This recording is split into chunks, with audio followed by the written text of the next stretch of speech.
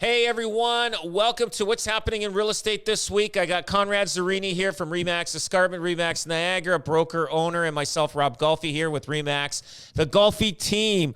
And we're talking about the article in the paper about building fourplexes and building all these things. Conrad, I think it's great for investors, but I don't think I want one of these next door to me. So, yeah. Not in my backyard, not next door to me. I don't know if they've even thought this thing out, right? Like, it's going to be a parking nightmare. I think they should have done it like maybe in a subdivision that they allow for it on an end cap, on a corner. You know what I'm saying? Like, I know I believe in mixed development and I believe in high density, but to have an infill lot with a fourplex, and then most people have cars. It's a very, very difficult situation that we're going to see ourselves in, right? Like, not even good. There's going to be 2 cars per apartment at minimal. So why don't they just, I get it. They're trying to preserve the green belt and everything. They're going to have to lift it eventually. We got all this land. Just do it. If you were going to bring immigrants into this country, you got to have to open up land to build. Not everybody wants to live in a condo. You know what I mean? I know they're trying to do high density in the downtown cores, but maybe build a subdivision that has duplexes and fourplexes and triplexes. You know what? I think that'd be so successful because it'd be a stepping stone. Not only you got maybe a couple that has dual income. You got somebody now. You got rental income. Obviously they're going to be a little more expensive, but it's a start. And then you got a subdivision full of it. And you make the lots big enough to fit whatever cars for each lot. And you have a little bit of a balcony backyard that you're not. And if you want to have some kids, you have 1 or 2 kids that you could still live there before you move into a single detached home or a townhouse or whatever. But Ford is I guess against this, and the Liberals want to promote this. They said they can build, if they actually duplexed houses or something like that, another 2 million. Is it 2 million houses or something like that? Yeah, but the cost of construction of it all too, as we all know well, and you know it very, very well, right? And then are we going to have to, I don't want to get an old wound of yours, but I see your beautiful office on Brand Street with that lift in the front there, right? Sorry, Rob. Oh my God, I just got a heart attack. That was painful. I know, but I'm saying, so what's going to happen? Eventually we're going to have to do something like that. Look, to build a fourplex on a single detached lot is not that easy. And then they're going to say, okay, we need parking. So they're going to elevate these houses. So they're going to put them on stilts, parking underneath. It's going to be a flippin' eyesore. And then you're going to need a lift. And God bless us all. It's like this Jenga, right? You know what I mean? I think there's a better solution. Oh, totally. Yeah.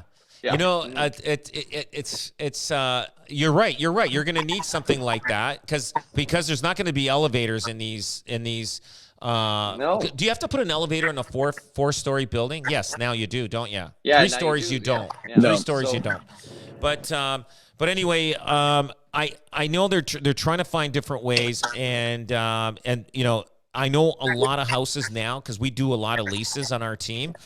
We're finding leases, it's just the main floor, basement's different. You don't get the whole house anymore as much as you used to, eh? So a lot of people are taking advantage of putting apartments in their basement. And there's probably a lot of illegal apartments out there. And is the city keeping one eye closed and said, hey, listen, we're not going to bother you, unless somebody complains? They are keeping one eye closed because I've seen several people and clients where the fire inspectors come along and they've ended up saying bylaw talks to the fire and fire trumps everybody, and they say, hey, you got to shut it down.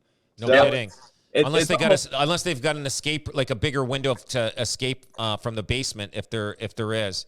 Yeah. But if it's not fire code compliant, they are shut down and they are out. So you missed the part about the Liberals pushing for fourplexes in housing bill proposal, and Doug's not into it. And we were just talking about how it's great for the investor, right? You and I are investors. Conrad's an investor. They're fantastic, but we don't want them in our backyard. You know what I mean? You don't want to have it. If I had to choose between a 20-story building and a 3 or 4-story fourplex, I would take the 3-story fourplex, right? If we have to do something, I agree, not in my backyard, but I'd rather have the like there's a lot of those old Victorians, or there's a lot of tasteful fourplexes now that kind of look, they kind of look conducive to the neighborhood. I would take that in my neighborhood. I don't live in as nice a neighborhood as you guys, you know what I mean? So I would take that in mine, but if that's the option, I'd rather that than the 20 stories staring into my backyard. Yeah. No, I gotcha. But it's a parking issue, just as Conrad was saying. Parking is gonna be a problem. Like if you think about it, there's going to be at least 2 people maybe living in each unit. Let's just say 2 people, or 1.5. Let's say 1.5. You're going to have, on a fourplex, you're going to have like 6 to 8 cars in. You got to park 6 to 8 cars. Like you need the whole backyard as a parking lot. You know what I mean? Yeah, like it's crazy. Like it's that they're not thinking like, and Brian, you live downtown, and sometimes where you are, especially when you throw those big bashes that you have at your place, at your pool parties, and all the cars that are there, like you got to do valet parking in order for us to be able to. We park at Rob's. We park. Yeah, that's Rob's. it. But it's tight, right? Yeah, it's tight, right? Yeah, no, it is. But do you guys think people are going to be taking their cars less? Like, I've got an apartment that we're leasing out, has no parking, and it is an issue for sure, right? Like we lose people because it doesn't have parking, but they got to park 2 blocks away to go to their home, But hey, I got to ask you one thing. What's the Scouts building there? Are they closed? Are they done? Well, they were looking at putting it into once upon a time it was part of the tiny home conversation, right? Yeah. So I don't know if it still is, but that was a city-owned. I actually looked at that long time ago just to see if I could buy it for an office or something like that. But that used to be the old water quarry that fed the city of Hamilton. When you drive into the Scout House? Yeah. That they broke that down, and that used to be where they housed all the water supply. No kidding. They put the Scout House there, so I don't know if it's still. I think it's vacant now. It's just the police hang out there and hide and go sleep at night. Sometimes if we have overload parking, we go there and park. And like if we have an event or a party or something like that, we tell all our staff and agents here just to park there. And we do kind of a valet situation there. But before, when we parked there, they gave us this big orange paper and just put it on your dash, and they just said just go ahead.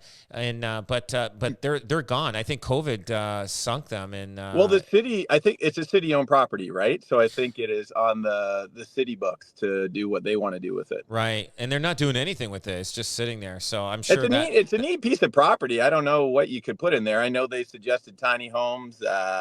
I don't know where that's going to go, but it's a big piece of property right there too. It is. Yeah. It is. There's plenty of room there. That's for sure. But they had a problem in Stony Creek. I don't know if you followed it, but a parking lot there that they were going to do affordable housing. So they're preparing themselves for a big fight of those Southwest people in that area, right? To do some sort of affordable, like they're gonna duke it out, right? Don't you think? Well, you know what? I think they're gonna keep half the parking lot and then build on half of it to make a compromise. You'll see that. But you know what? I'll tell you, I have a dentist that's there. I park in that parking lot all the time. I go there, boom. You know what? It is nice. You know what I mean? Like it's easy to. But if they take that parking lot away, I think it'll the downtown's hurting as it is. It'll kill the downtown. I think. I don't know. Mm-hmm. Yeah, you got like downtown Hamilton. No, the Stony Creek there. The old Stony Creek. Yeah, downtown Stony Creek. That big parking lot in the back behind there. Brian. Yeah, I park back there all the time.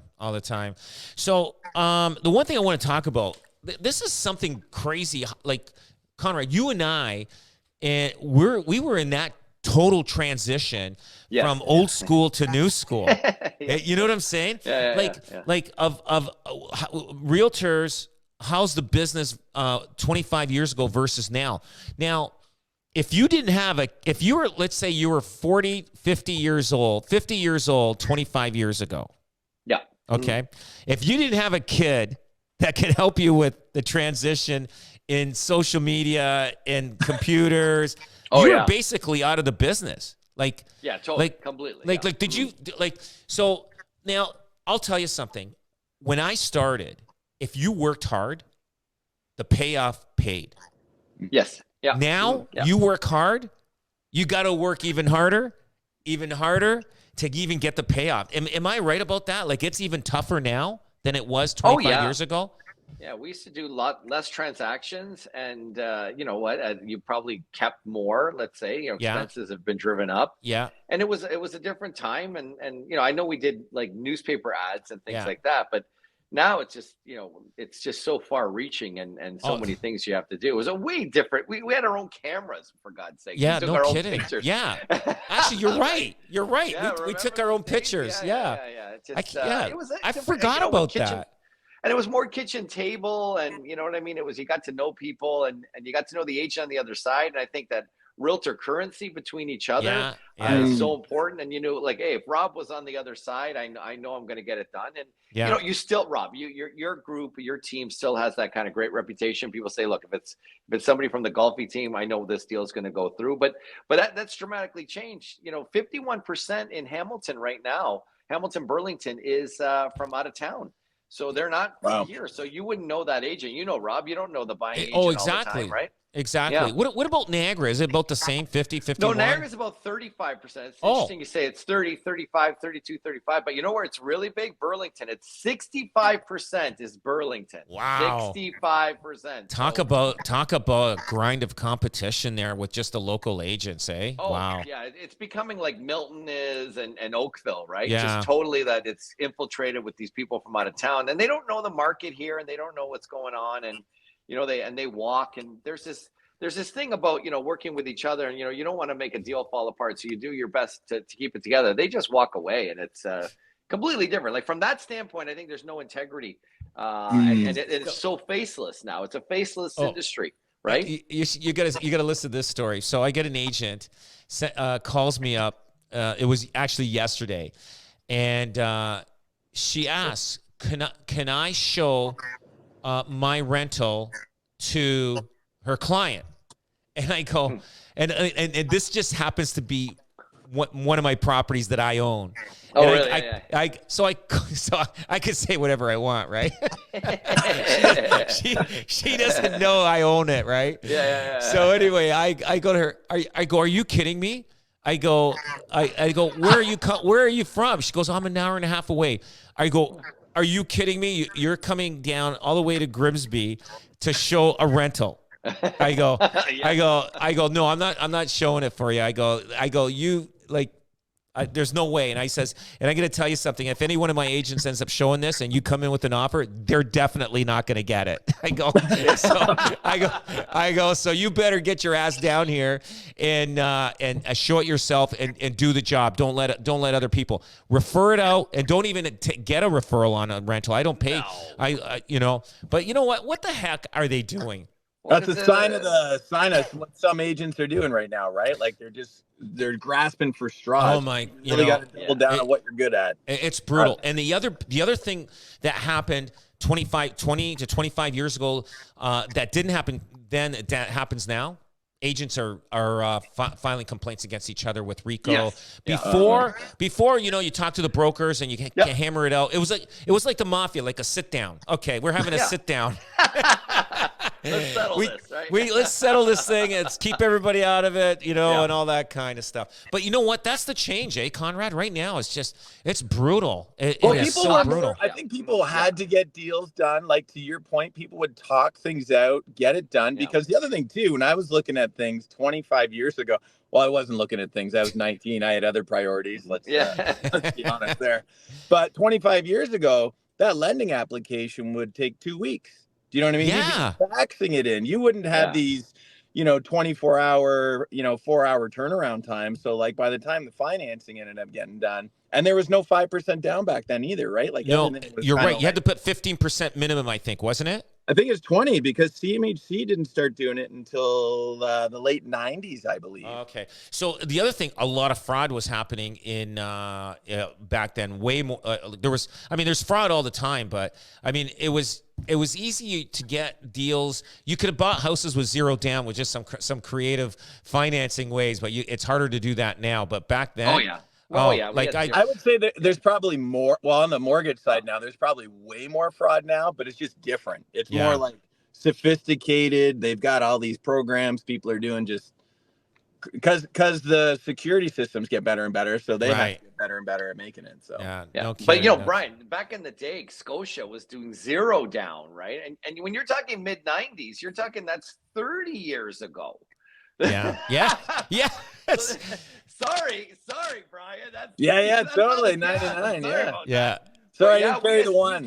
We used to have 0 down, cash back, and all kinds of insane. But we had 40-year amortization too. And agents used to bring the, like when I was an agent, I'd go to the bank, like I go to TD with with my client, and we'd sit down and kind of talk to the mortgage specialist, or it wasn't even that; it was somebody in the bank. They didn't really have them then. Yeah. And we'd facilitate the financing. We were doing the calculation for GDS and TDS and everything. Yeah, like we were doing it, right? Yeah.